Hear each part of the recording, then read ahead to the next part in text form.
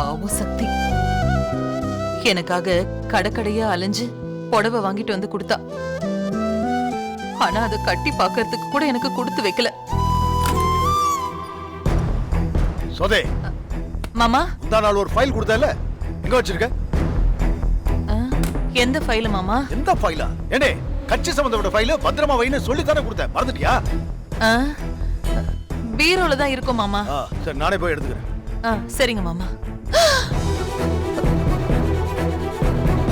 நாம பீரோல பரதநாட்டிய ட்ரெஸ்ஸையும் சலங்கியும் வச்சிருக்கோமே, மாமா மட்டும் அதை பார்த்தாருன்னா என் தோலை உரிச்சிருவாரு.